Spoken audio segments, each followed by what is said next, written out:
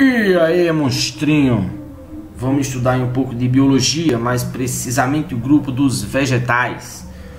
Vamos falar um pouquinho aí sobre as pteridófitas, E eu já começo aí te questionando em relação à origem, a origem evolutiva. Quem surgiu primeiro, quem surgiu depois. Então, basicamente, guarda, já vai guardando, já pega os seus alfarrábios aí, seu papelzinho, seu rascunho, e já vai anotando aí essas características. Características que eu falo no sentido evolutivo. Então a gente teve uma sequência lógica aí, uma sequência de eventos, onde se tem a formação inicial das briófitas, tá? Então guarda logo essa informação. Briófita surgiu primeiro.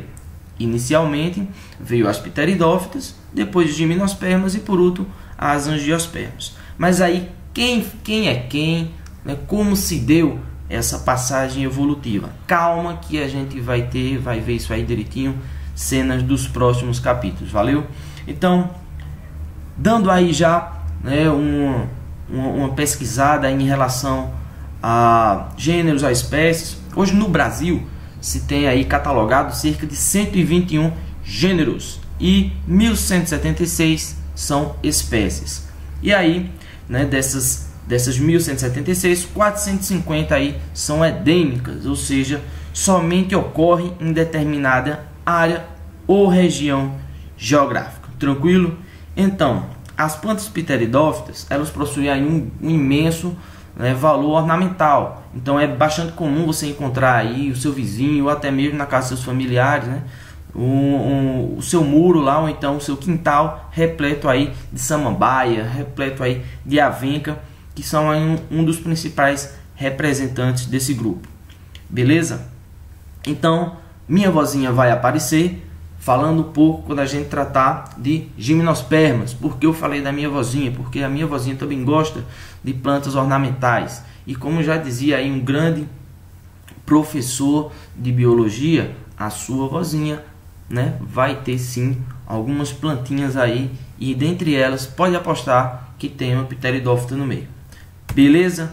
Então, seguindo o fluxo aí, além das samambaias e avencas, tem também os licopódios, por exemplo, a cavalinha também seria um desses representantes. Mas se a gente for falar mais específico para falar sobre diferença de característica, a gente pode pegar, por exemplo, aquela divisãozinha que define o que é briófita e o que é pteridófita.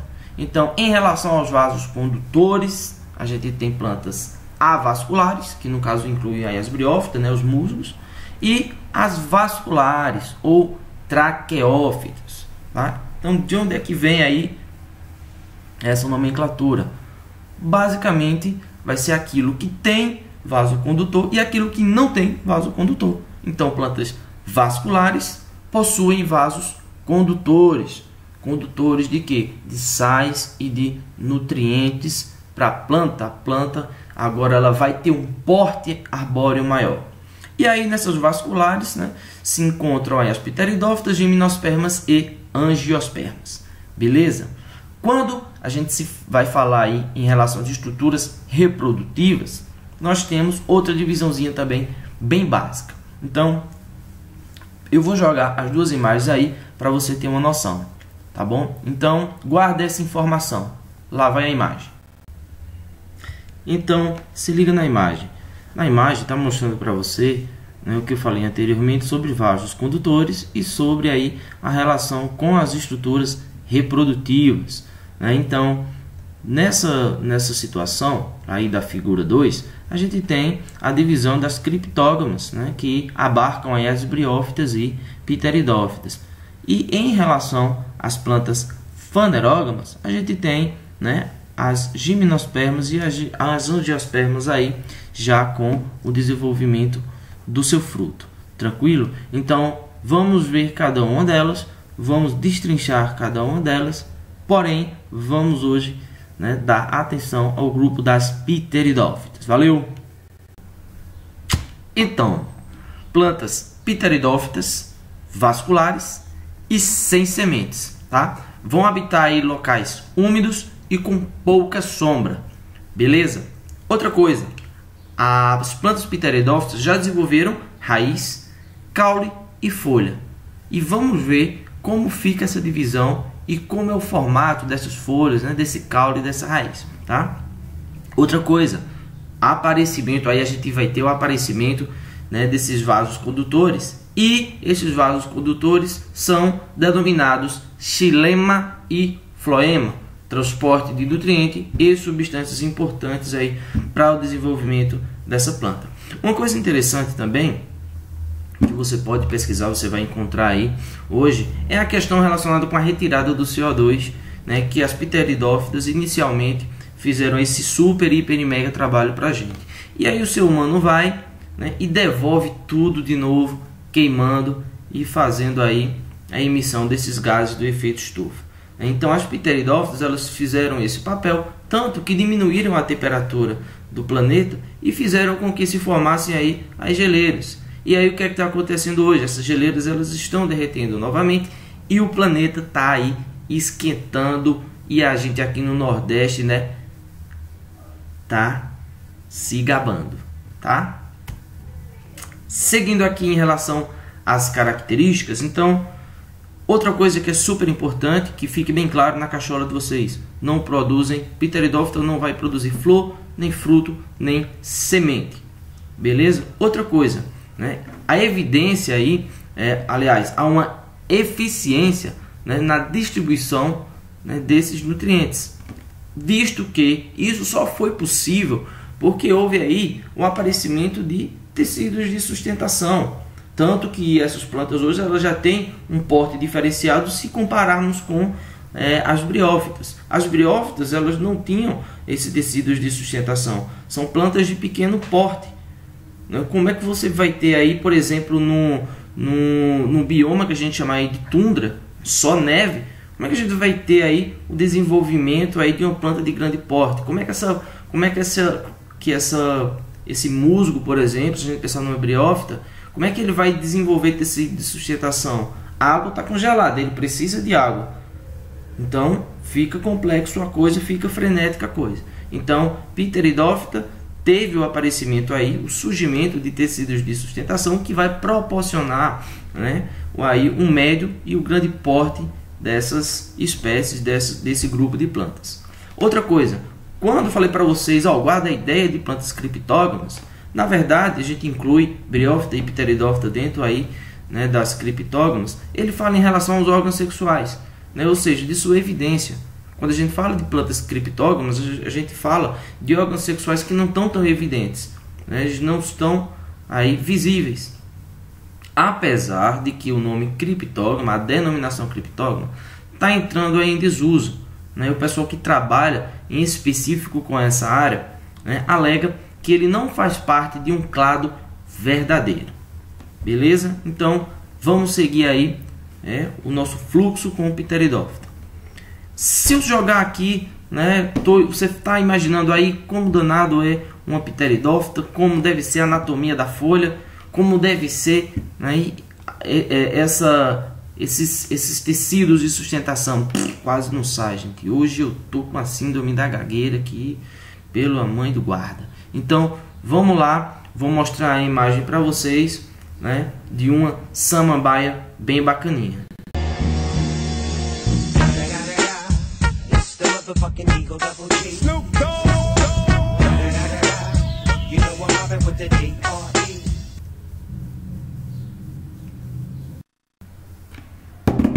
Agora, com a samambaia certa aí na imagem, a gente vai prestar atenção nessas estruturas. Então, essa parte aí, né, na horizontal, denominado aí de rizoma, é na verdade, né, o caule aí dessa folhinha.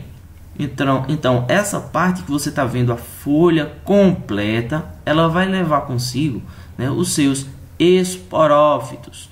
E esporófitos vai produzir o que, monstrinho? E vai produzir esporos, tá? Esporos, não esquece disso. E outra coisa, se está produzindo esporos, logo, né, vai ser uma planta haploide, não é isso? Não, caiu na arapuca, monstrinho, né? Não me tortura. Todas são diploides, tá? Guarda essa informação.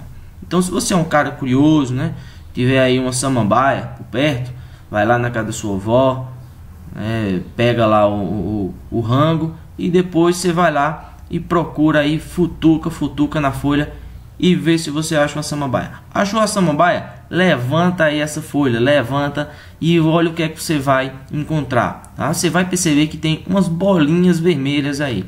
Essas bolinhas nada mais são, gente, do que um conjunto aí de esporângios, tá? Então, cada bolinha dessa aí, ela vai ser denominada de soros, beleza? Então, a partir do momento que os esporos eles caem no solo, né? O que é que eles vão encontrar? Eles vão encontrar talvez condições favoráveis ao seu desenvolvimento. Então, elas vão germinar e aí elas vão formar o gametófito. Outra coisa que é de suma importância, tá? Anota aí no seu papel, na parede, né? no seu, sei lá o que é que você está anotando aí. Ao contrário das briófitas, né? A gente tem nas pteridófitas o esporófito, ele vai ser considerado a fase dominante do seu ciclo de vida. E a fase gametófito a gente considera como uma fase passageira. Então, não confunde isso aí, né? Guarda aí essa informação. E como é que a gente vai relacionar, né, a questão do ciclo de vida? Outra coisa que eu queria deixar bem claro para vocês, que acabou de vir na minha cachola, o vento, tá? Então, o vento foi importantíssimo aí. Ele deu condições, essas condições que a gente fala, não é só as condições de solo. O solo tá legal para germinar, não tá? Tem também a questão do vento. E o vento proporcionou aí uma grande, né, importância se a gente considerar a passagem das plantas, né? Ou seja, a passagem evolutiva das plantas para o ambiente terrestre, da água para um ambiente terrestre, ok? Então, como é que funciona essa questão do solo estar em condições? A planta depende do que? As pteridófitas dependem de água para o seu ciclo de vida, para se desenvolverem? Como é que funcionam as divisões aí, as divisões celulares? Tem mitose, tem meiose? Então, vamos dar uma olhada aí no ciclo de vida, que é o principal aí que você precisa pegar para o seu vestibular. Então, segue aí, né, na imagem o ciclo de vida de pteridófita. Então, galera, chegou aí, né, o nosso ciclo reprodutivo aí de uma samambaia. Então, essa flor grande que você está vendo é, né, a samambaia, que possui aí, no caso, ela é o esporófito, né, maturado. Lembrando que essa planta ela é diploide, tá? Diploide. Então, guarda essa informação. Tranquilo. Então, o que é que vai acontecer aqui? A gente tem aí um conjunto, né, embaixo das folhas, a gente tem os esporângios. E esses esporângios eles vão produzir o que, gente? Como a gente já definiu, são produtores aí de esporos, tá? E eles vão formar um conjunto, né? Como vocês podem ver aí na imagem, o conjunto denominado de soro. E o que é que vai acontecer agora? Bom, esses esporos eles vão ser produzidos via meiose e eles vão ser levados, ou seja, levados pelo vento, né? E vão terminar aí caindo no solo. Esse solo, né, ele vai ter que estar aí em condições para que haja germinação, né? Então, tranquilo, chegou no solo, tem condições, germinou. Essa germinação, né, vai formar o que a gente chama de gametófito, tá? Lembrando que esse gametófito, ou seja, o produtor de gametas, ele é haploide. Por quê? Porque houve divisão aí celular, houve meiose, houve diminuição aí do número cromossômico, tá? E esse gametófito, ele vai possuir os dois sexos, ou seja, a gente denomina isso como um indivíduo monóico. Então, ele tanto vai formar o anterídeo, como vai formar o arquigônio, tá? Então, guarda aí também essa informação. Tranquilo. Formou o anterídeo, agora a gente vai ter a formação de quem? A gente vai ter a formação dos anterozoides via mitose. Tanto a gente vai ter a produção dos anterozoides, né, como também da oosfera por mitose.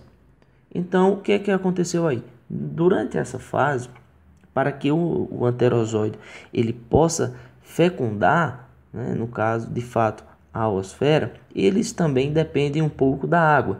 É uma dependência, se comparada com as briófitas, né, muito pouco. As briófitas elas necessitam muito mais de água do que as pteridófitas, mas mesmo assim elas ainda precisam aí desse pouquinho de água para que haja fecundação, né, para que o anterozoide ele possa, né, fecundar a oosfera, para que haja a formação aí desse zigoto. E lembrando, quando formar esse zigoto, o zigoto ele é agora diploide, ele é 2N.